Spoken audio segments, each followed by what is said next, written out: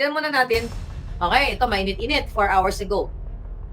Okay, alarmed by the alleged growing influence of troll farms, PBA Party List Representative Migs Nograles, may Almario na pala siyang apelyedo, kasi nagpachuba-chuchu na pala yan. And Davao Oriental Representative Chino. Ito yung Juwaers niya. Okay, okay. Have filed House Bill number 1178 or the anti-troll farm and election disinformation act, which seeks to criminalize troll farms and disinformation campaigns. Alam nyo mga palangga, dapat nga batas na to eh. Dapat hindi na to bill, dapat right there and din permahan na. Kasi ang una dyan, na makukulong, o kung talagang ipapatupad yung batas yan, si Lisa Tanas at si Marcos Jr. Sila dapat. Balikan muna natin tong video ni Marcos Jr. Nung, I think, kakapanalo pala ng Yawa. Pakinggan niyo, mga palangga.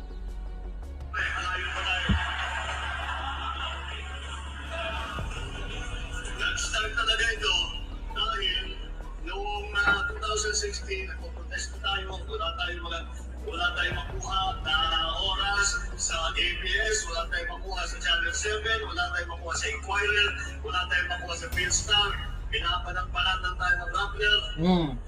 Sabi ko, the only option that we have is social media. Kaya doon kami nag-concentrate. Kaya nag-hire ako ng libo-libo na troll army. Tawanan pa sila. Si Bangag Jr. mismo, inamin niya na nag-hire siya ng troll army. And I will talk about that. Tingnan mo, sabi niya kanina, sabi niya dun sa video that was, nanalo na panalo na siya dyan sa video na yan, di ba? Trollbuster, December 11 sa Luneta. Sino ang nasa Luneta sa December 11? May announcement na ba? But anyway, congratulations sa mga palangga kong Cebuano. Grabe ang inyong, what do you call it? Anong tawag doon? Parang nag-marathon, di ba? Motorcycle marathon. Boses ni Bangag yun, sabi ni Zorro. Okay. Kung babalikan ninyo, sabi niya, walang pumapansin sa kanya noon. Ako lang nga, ikaw, kayo, tayo lahat nasa social media at yung mga troll farms nila. But definitely, hindi ako troll dahil may alindog ako at hindi ako nabayaran ni Bangag. So kasi ang mga troll farm binabayaran yan. So pakinggan nyo kanina yung sinabi niya, hindi siya pinapansin ng Inquirer, ng ABS, ng GMA, di ba? Galing na rin sa bunganga niya na noon ay hindi siya pinapansin, hindi binibigyan ng platform kasi nga diktador magnanakaw. Pero look at, the ABS-CBN ngayon. Ano yung nasasaktan ng mga Korean? Ano yun palangga? Sabi sige, mag-comment ka lang, hindi ko alam. Highland Lentido, yung are you? Okay. Pati Rappler, binabanat-banatan daw siya ng Rappler, pero ngayon wala nang bumabanat sa kanya. Kasi halos lahat ay sinungal-ngalan na nila ng pera. Malinaw po dyan sa video o sa audio na yan, actually video yan, yung pinarinig ko sa inyo, na kung meron man, kung maging batas yung bill na yan, ang unang makukulong, okay, ang makikriminalize ay si Marcos Jr. at si Liza Tanas. Inamin niya mismo. Kaya naman during the campaign, kung saan group ako sinasali ni Liza Tanas. Kung saan group niya ako sinasali at may mga pinuno siya, mga trolls. Binanggit nga dyan yung tatlong, yung mga pok-pok, okay, na nandyan sa presidential communication na pakangkang lang ng pakangkang at nakaw ng kaba ng bayan. Nandyan sa presidential communications office lahat, pakangkang ng pakangkang, ang mga buwaka ng inang bumubukangkang gamit ang pera ng bayan at the same time, troll farm, troll army ni Bangag noon pa yan. So sabi ko nga sa inyo, ako naman, dahil supporter nila ako at kayo, hindi tayo kasali dyan sa troll farm na yan dahil hindi naman tayo binayaran ng julul na mga yan. At hindi naman tayo nagpabayad sa kanila dahil nga yung suporta natin sa kanila mga palangga ay real. Dahil akala natin, ibabangon pala ang Pilipinas, yung pala ibabangon nila ang smuggler at ang mga kidnapper, ang mga pulboronic, and everything else, kung ano pa man. Ngayon, ayan, Solid Marlican ako, you're here. Okay, Los Beminda, dyan. At maraming mag-comment na kayo dyan mga hitan. Okay. By the way, okay, December 5 niya ni Migaon final yung bill. 'Di ba? Ano ba yung troll farm na sinasabi diyan sa bill na yan? At by the way, sino ba nagpauso ng salitang troll farm na yan? Pero ang pagkakaunawa natin diyan mga palangga, yan ay parang mafia group. Organized group yan. Na ang kanilang intensyon o layunin sa mundo ng social media ay imanipula yung mga opinion, alright? Sa social media. Para magpaniwala kayo katulad na lang ng ginagawa ni Lisa Tanas na bumunta lang kayo, puntahan nyo lang yung, ilang beses ko na pinakita sa inyo, ang Facebook ni Lisa Tanas at ni Bangang Jr. ang nagko-comment sa kanya, trolls. Troll farm. Kasi wala nang namang amor ang mga tao kay Lisa Tanas, pati follower niya, trolls. Sino naman ang matutuwa kay Lisa Tanas na addictus na katulad ng sa kanya, bangag, bartik, magnanakaw, kidnapper, smuggler, pulboronic, name it. Bago ko ituloy yung troll farm, kahapon dyan, nagbigay-bigay sila sa mga bata. Ginamit na naman ng mga batang paslit dyan sa Malacanang, nag-gift giving daw siya. Lisa Tanas, Chokchakera, Chokchakera ng PSG. Kahit tuyot na yung kipaylabo mo, di ba, ang libog mo sagad hanggang buto. Palibasa, sa tingin ko ay hindi ka na-gigiyot ni Bangag dahil nga kakarampot lang yung kanyang pototoy Hindi makaabot. At botomesa pa. O kaya siguro gano'n. At inaano mo, kinakarat-karat mo yung PSG niya. But anyway, balik tayo sa mga bagets. Alright? Ginagamit, pinapaunawa ko lang po sa inyo muli na ang Bangag Jr. at si Lisa Tanas, kunwari, bait-baitan sa mga bata, gift-giving. Ano binigay nila? Candy? Kaperangkot na mga paper toy ba yun? Mga ganyan. Taliwas po ito. This is what? Hypocrisy to the highest level. Pagkukunwari dahil hanggang ngayon, umiiyak, tumatangis, si distressed mother at ang kanyang dalawang anak nung inagaw o inisnatch o kinidnap ni Bangag Jr., ni Louie Locsin, ni Teddy Boy Locsin Jr. Ayan, paulit-ulit o yan. Tiyan mo si Teddy Boy, napakaingay yan, di ba dati na panahon dito, nagpapapatol. O bakit Teddy Boy Locsin, bakit hindi ka pumatol ngayon? Dahil totoo na ikaw ay kasangkapan ni Lisa Marcos nung kinidnap ninyo, nung in-extract ninyo ang dalawang minor de edad sa Turkey.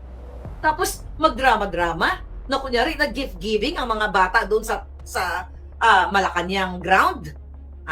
Ang totoo, si Lisa Tanas at si Bangag, kayo dyan mga buwaka ng Genemes kayo, kidnapper. Kaya kahit anong pagtatakip ni Lisa Tanas, which is, kasabwat ang mga buwaka ng Genemes na mainstream media, kidnapper pa rin yan ng dalawang bata. Whether kumidnap siya ng isang bata, dalawang bata ang kinidnap. Yun ang alam natin. Kahit napakainin niya, bigyan niya ng regalo ang 1,000,000 bata, hindi pa rin mabubura sa isipan. Okay? Sa isipan, lalo na ng ina na si distressed mother noong ginamit ni Bangag Jr., ni Teddy Boy Locsin, ni Louie Locsin, ang isa, ang DOJ, o ang DFA, nung ginamit nila ang pang-aabuso sa batas nung pinadukot ang dalawang minor de edad sa Turkey. Hindi mabubura yan. Kahit na sabihin mong mamigay ka ng kung ano-ano, kidnapper ka pa rin. Wala yung pinagkaiba kahit nagbait-baitan ka kung gumurgor ka. Okay? Ng PSG, gumurgor ka pa rin. Hindi yan maiaalis, mga kababayan. And now what? Balik tayo kay Migaon. Tungkol sa kanilang troll farm na yan. Napakagandang bill yan. Dapat nga, batas na yan Dahil si Lisa Tanas, ang number 1, dapat nga ang parusa ng batas na yan kapag naipasa bitay. Kung sino ang nagpapatakbo ng troll na mga politiko, bitay dapat yan. Why? Unang-una, ang ginagastos dyan, pera ng bayan. Okay? At ang ginagawa niyan ay magpakalat ng kasinungalingan. Diba? Gusto nilang i-manipula o i-manipulate nila yung narrative. At unang may kakayahan yan ay sa panahon ngayon ay si Lisa Tanas. Remember, sa isa lang niya. O ikaw, Migaon, gusto mo? Gusto mo imbestigahan? I-email mo ako, nandiyan ang email ko. Ipo-forward ko sa'yo kung sino ang troll farm ni Lisa Tanas. na pokla, nandyan lang. I-email ko sa'yo, ha? Ayan. I-email ko sa'yo. Ituturo ko sa'yo kung sino. Total, mag-bill ka. Imbestigan mo right away kahit wala pang batas. At kung talagang gusto mo, ibatas na yan. Wala nang deliberasyon. Wala nang mga pagdinig-dinig na yan. Batasin nyo na yan. Executive Order, 666. Okay? Dahil una yan, ang makulong dyan ay si Lisa Tanas, kidnapper, Kawatan, name it, at si Bangag Jr. Dahil umamin mismo yan na nag-hire ng trolls. Yang buwaka ng inang supot, Botomesa, at duwag, under Disaya, Bangag, Adictus, Benedictus. O, tignan mo, mga kapalangga. Kaya ngayon, yung anti-troll farm bill na yan, ay dapat lang naman talaga yan. Dahil kung pag-uusapan ang nagpapakalat ng mga peking impormasyon, yan ang nasa presidential communications. Remember, di ba? Silang nagpapakalat ng mga maling balita. Imagine nyo, mga kababayan, nung inilabas ko ang pre-op and pre-op and operation to operate na pinirmahan ni Agent Morales in 2012. Parang may naulinigan ako. Okay. In 2012, pinost ng Daily Tribune, pinost. Ano nangyari? Tinawagan ni Chavez, Cesar Chavez, ang Tribune na i-take down yung pre-op and authority to op. Yan kadyotahan. Di ba, pag sa silence magpapatahimik sa mga media, like Tribune, mahiya kayo sa inyong mga anak. Tawag-tawagan lang kayo para ipa-take down. Yan ang dapat ilagay dyan sa bill. Ay, naku, mga palangga. Bitay lahat dapat, patay na sana lahat yung mga buwakan ng Ginimis na yan. Di ba, dahil ang gobyerno ni Bangag, ang unang nagpapakalat ng mga mali-maling balita. At sino ba ano ba itong troll farm na ito? Baka hindi pa ninyo palangga alam ang ibig sabihin ng troll farm. Yung isang isang malaki, hindi naman malaki, isang kumpanya or minsan isang tao, 'di ba? Na meron diyan yung kalbo diyan sa presidential communications. Na nilabas ko si Kalbo. Oy, Kalbo, ang kapal ng mukha mo, ha? Ikaw putang ina ka, may screenshot na naman na binigay sa akin. Oh, nagpapanggap ka na marami kang trolls, pero 5 lang daw. Balita ko, hina-hire ka ng isang showbiz, ito pa about troll farm. Ang troll farm kasi hindi lang ginagamit sa politika yan. Ginagamit yan sa mga movies. Yung Kalbo dyan, okay? Si Kalbo na nakipag-asabuatan kay Patricia, okay? Ngayon, Kalbo, hawak ko na naman yung iyong ebidensya. Diyos ko, napakababa mong uri. Kinakausap siya ngayon, itong mga bataan ni Lisa Tanas, yung ginagamit nila ng troll farm. Kinakausap ka naman ngayon sa movie, di ba? Akala mo hindi ko alam. At ang sinasabi mo daw, may troll farm ka. Pero, na-booking, nung kausap mo, 5 lang yung organic. Ibig sabihin, 5 lang yung totoong may account na pwede mong gamitin as trolls para mag-trolling, magpakalat. The rest, ikaw lang din ang gumagawa ng mga peking account. So, yan po yung ginagawa niyan. Kaya kung gusto ni Migaon na ibatas na yan, i-request na kay Bangag, Executive Order Chuba Chuchu. Diba? Gurgur na lahat yan. Ako sang-ayon na tayo. Dahil tayong mga ordinaryong tao, wala po tayong kakayahan na mag-hire ng troll farm. Ba't ka naman mag-hire ng troll farm? Diba? Para Para saan? So si Lisa Tanas, pumunta lang kayo sa comment section niya, makita mo na mga peking account yung mga ginagamit. Tapos puro papuri. Diba? Yung iba, mga based sa Bangladesh, yung mga muka, kung hindi aso, pusa, ahas, kung ano-ano, di ba? Kasi para sabihin, kasi maraming purpose yung troll farm. Number 1, pag-usaping politika, para i-divide. I-divide ang mga tao kung kanino maniniwala. So right now, majority naniniwala kay Inday Sara na ang 125 million confidential funds niya ay yung mga tao doon na mga nakasulat kung saan binigay, kung ano man ang mga certain budget, ay hindi dapat ini-expose o hindi yan nilalatag na parang karinderya na, sa lahat ng gustong kumain, bukas. Tama ba? Di ba? Kanina, ay kahapon nag-send tayo, nag-upload tayo ng real na interview ni General Simoy na pinaliwanag niya diyan kung ano, although maiksi lang yon, na yung ganong klaseng pondo, hindi yan binubuyang-yang. At kasi nga, confidential intelligence yan. Paulit-ulit na lang, before General Sima, dami na nagpaliwanag, even na tayo dito, na yan ay inilalagay mo sa peligro ang mga tao doon na nag-gather ng information o nag-lead ng operation doon sa intelligence operation na yon. So, and also, piniliwanag doon na ang mayroong authority doon sa confidential fund na yan ay ang bangag na presidente. So, the moment na na-approve niya yung budget niyo na yon for confidential fund, di ba? Kasi Hodang, sino man ang pangalan doon na nakalagay, in-approve niya na yon. At hindi dapat inuurirat kung sino yung pangalan na yung Juan Pedro na yan para ibuyang-yang sa buong mundo. Kasi ilalagay mo nga sa peligro at ang gusto pa ng mga huwad o mga hudas sa committee ay kukunin pa yung mga birth certificates nitong mga taong to. Oh my God, mga palangga, palubog na po ang Pilipinas sa kumunoy dahil ang bobobo talaga ng mga huwad committee at ito sila ngayon nagsusulong ng anti-troll farm bill. Ito'y mga bugo. Babalik to sa kanila. Sabi ko, ang basurang itinapon mo, babalik sa inyo. Kasi just gumagawa sila ng ganito, again, para sindakin kayong lahat. Tayong lahat, pero huwag kayong pasindak. Takutin, harasin, para manahimik tayo, para hindi na tayo magsalita. So, tungkol sa kanilang mga kawatan, kadyutahan, at kalechihan. Now, what? Yung troll farm na yan, ay sila Lisa Tana, sila Bangag, ang mayroong pondo niyan. I'm telling you, Presidential Communications and the Bangag, they spend 50 million pesos a month. Maliban pa yung kay Lisa Tanas, 5 million para magbigay-bigay ng papuri sa kanya. So, ito yung purpose ng troll eh. Kunyari, ay, ang ganda-ganda ni Lisa Tanas. Kahit inapakan ng pison ang buong katawan, grrrr, hanggang rio, grrrr, tapos naging flat na. Yan po ang troll farm. At sasabihin, ay, si Bongbong, di ba? Mukhang bobong. Oh, si Bongbong na botomesa.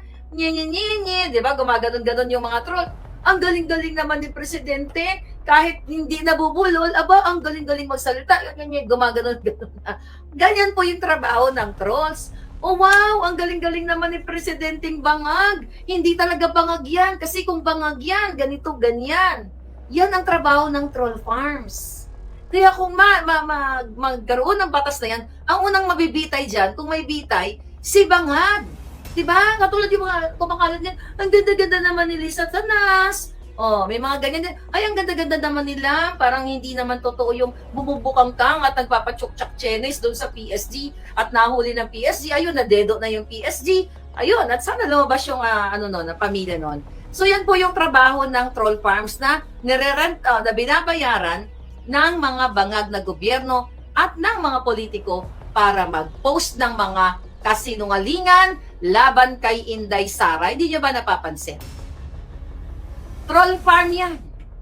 At yun mismo, yung mga pangit, di ba? Yung mga Nyetpa, Makyoho, Jologs, Masangsang, Kanal, Burak, na mga vloggers nila, Burak, Kanal, my God, Grease Trap, ano ba? Alam mo yun, di ba? Mga bayad, ang mga kaluluwang, mga buwaka ng Genimes, ang mga ano nila, ang mga pagkatao, 3-5. Ang cheap. Yan po ang tunay na trolls. Kaya tira ng tira kay Inday Sara, pero hindi naman umuubra. Dahil sulong nyo yung impeachment na yan. Para magka-leche-leche na. Gusto nyo naman magka-leche-leche, di ba? O, gusto naman ng mga military, mga pulis na magka-leche-leche. Dahil hanggang ngayon, hindi pa tumatayo yung mga pototoy nila para manindigan. Ang kanilang commander in Polvoron chief, ay pulboronic talaga. Ano ba, palalahanan ko na naman kayo? Ay, magpulboron na naman tayo para hindi nyo makalimutan. Ayan, yan, ang pulboron nyo. Dagdagan na, para hindi maganda forma. Hoy, kayo mga pulis, hindi pa kayo ayan, yung nyo, yung boss nyo, ganyan lagi. Pulboron, kahit lagi tayo nagaganyan para hindi nyo makalimutan na ang presidente nyo ay adik. Pulboronic. Ngayon, yung anti-troll farm bill na yan, di ba? Tignan mo yung mga nagko-comment, nagpa-follow kay Bangag, puro po yan mga fake account. Sobrang fake to the highest level, di ba? To the highest exponential hanggang Mars ang kanilang troll farm. Kasi ginagamit yan, sabi ko nga sa'yo, ng politiko, even mga businesses. Kunyari, sasabihin nila. At tulad na lang yung kinokontak si Kalbo. Kasi gagamitin daw sa pelikula.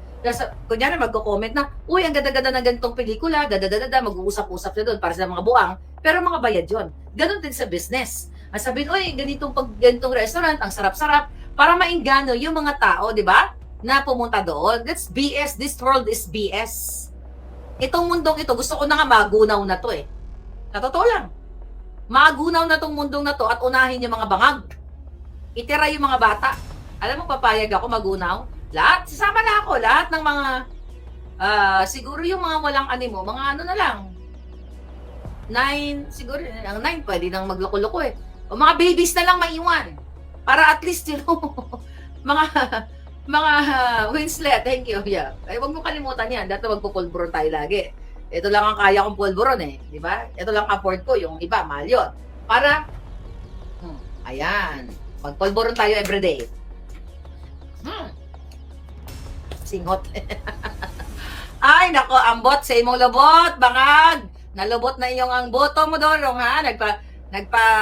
Salugsog ka gali nung ano ka ha. Baka ngayon ginasalugsog ka pa dira. Ang bulik mo ginasalugsog. Ngayon, ang yeta. Asisingot ng pulburon. Diba? So yun yung ginagamit talaga ng mga negosyante, ng mga politiko, yung troll farm na yan. At ang may kakayahan yan na magpagkalat ng kasinungalingan ay si Bangang Junior na lamang. Kasi nga, mga palangga, inamin niya mismo yan. Silang may kakayahan magbayad para sabihin na si Satanas ay hindi butod. Dapat nga, bigaon, magsulong ka rin ng bill na anti-Photoshop bill or anti-pison bill. Na hindi mo pwedeng paapakan ng pison ang tiyan mo para masabihang sexy ka o payatot ka. Teka lang. Para pumasok na sa jilong ko. Alright. Diba? Sabi ko nga, itong bangag na administrasyon na ito, sila ang nagpapakalat ng troll farms. Imagine mo, mga peking balita, sila ang nagpapakalat ng peking balita, yung mga totoong balita, ng mga nire-report sa atin, ng ating puting ahas, di ba? Yan ay gusto nilang pagtakpan. Binibigyan ni Bangang Junior ng pondo ni Lisa Tanas ang mga troll farm para magka-letsi-letsi ang inyong bayan, para maghati-hati, di ba? Para ma-divide kayo sa inyong damdamin. Kaya huwag kayo nagpapaliwala sa mga trolls na yan. Makinig kayo kay palangga ninyo. At sa iba pang mga palangga dyan na. Pulburon, pumasok, punyeta. Anyway, di ba, huwag kayo nagpapaniwala sa mga julul na yan. Kasi ang intention yan, di ba, to divide the Filipino people. Very divisive. Ang ano niyan, ang purpose niyan. Kasi, imagine nyo, tinatakpan ng troll farm ni Bangag ang issue sa 5,500 flood control.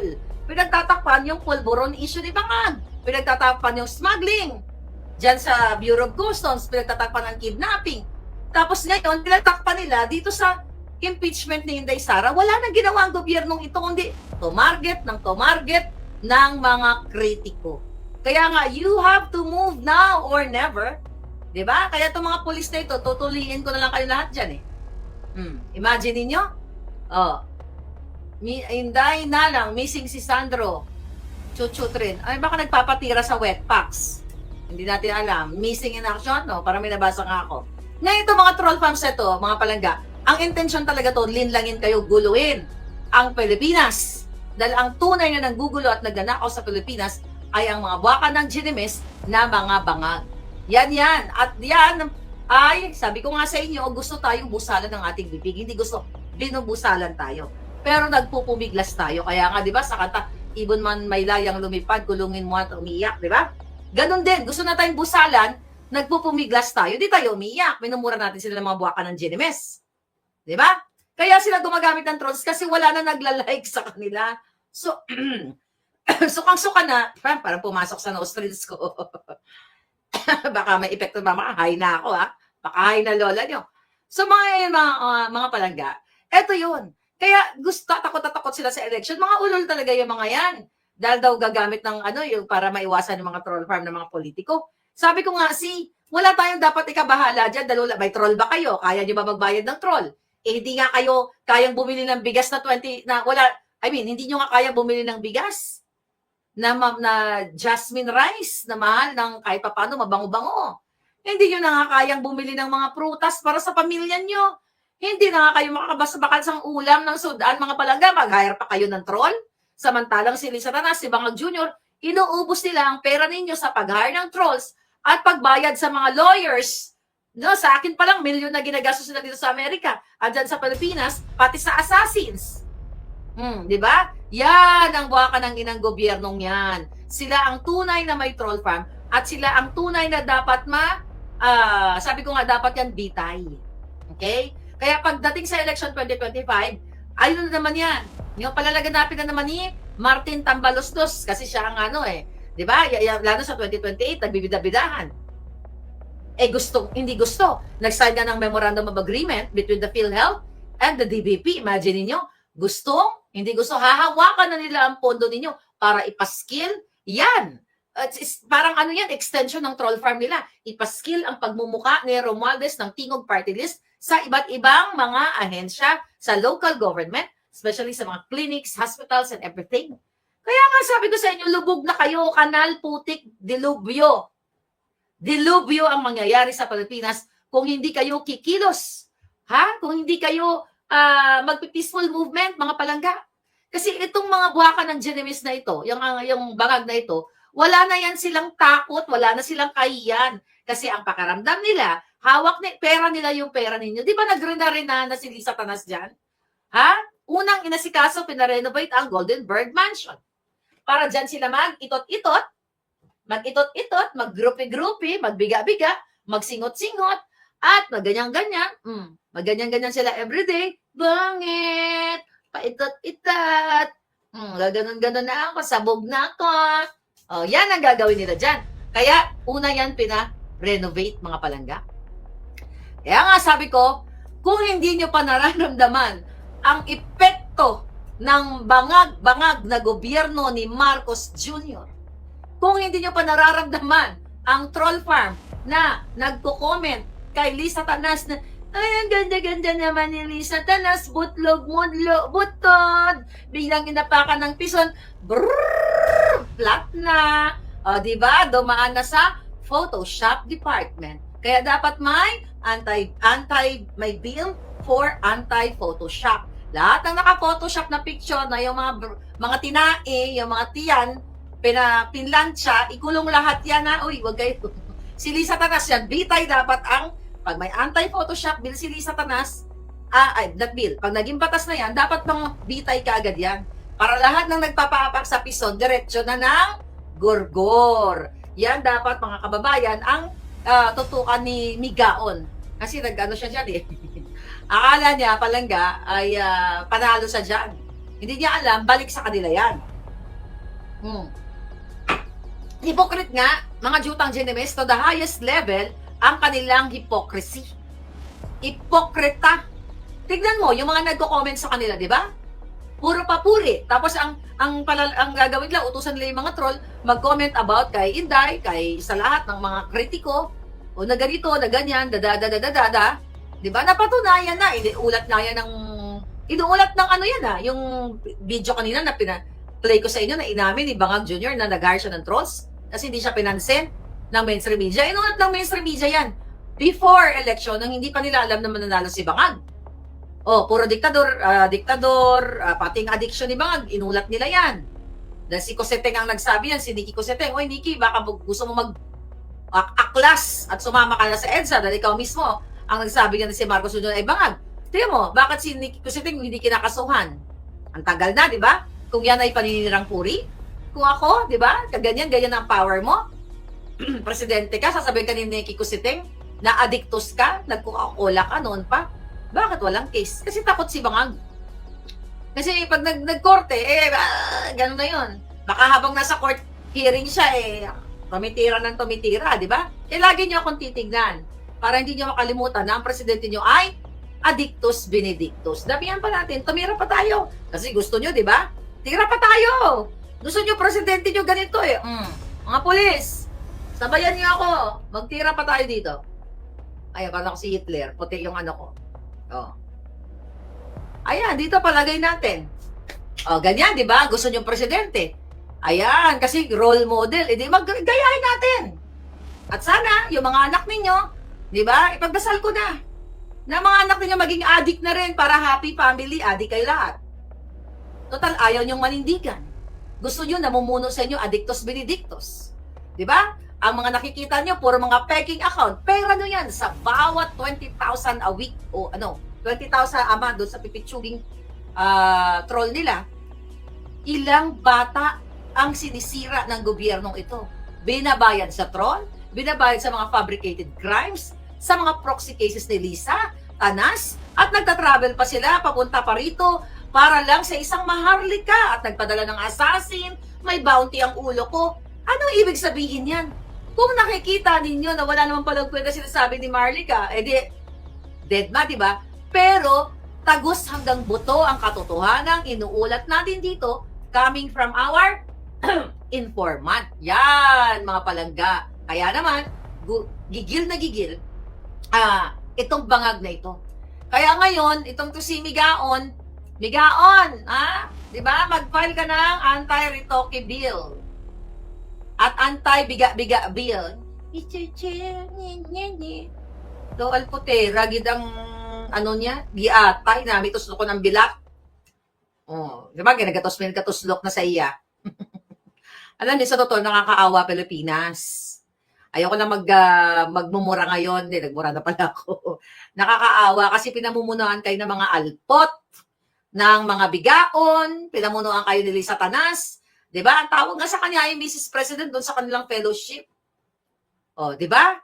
Tinatawag siyang Mrs. President, si Bangag Jr., si Mr. Under Desaya, Mr. Bangag, Mr. Botomesa, o Mrs. Botomesa na lang.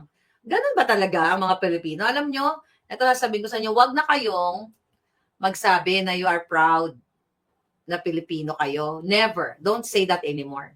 Lalo na kayo mga nasa Pilipinas, nag-abroad-abroad kayo. Proud to be Filipino. Wag mo nang i-uter yan. Wag ka na mag-utering na ganyan. Wag ka na mag-utter, okay? Wag na. Kasi hanggat hindi ka naninindigan para sa iyong bayan na sumama sa movement, peaceful movement, na tigilan na o patigilin na ang kadyutahan ni Lisa Kidnapper, ni Bangag Jr. ni Tambaluslos, hindi nakaka-proud maging Pilipino. You will be forever dugyot kanal. Walang nakaka-proud sa Pilipinas kung ang presidente mo ay adik, bangag. Tsaka ka na mag-proud Pilipino kapag hindi na adik ang presidente mo. Pero sa panahon ngayon, wala kang karapatang magsalita. Ako hindi na ako nagsasalita, I'm proud to be a Filipino. Nakakatuwa, di ba? Ang panahon ni Duterte, very proud ako na kapag nasakay ako sa Uber o kung saan, bihira lang naman ako nasakay. Di ba? Upo na ng airport, doon ako nag-Uber, ganyan-ganyan. Hindi ako nag-drive. Kasi syempre, ako, pag may nakausap ako, nung time na yon, ay, sinabi ko na sa inyo yung chika na yon. Pero nga hindi nakaka-proud. Paano ka magiging proud? Ang kidnapping, talamak. Ang gurguran, talamak. Ang mga pare, tahimik. Oh, let's talk about that pare mamaya, mga palangga. Yung klase ng ginagawa ngayon ng ito nila dyan sa Congress, wala na. Wala na. Hindi na nakaka-proud maging Pilipino, mga palangga. Dahil ang mga adik ang namumuno. Ang mga rebelde ay nagko-contempt. Si Castro, si Brosas, si Manuel na daw lago, di ba? Si De Lima, lumantak ng saba. Yung mga, oh my God, mga immoral ang namumuno sa inyo. Hindi lang yun.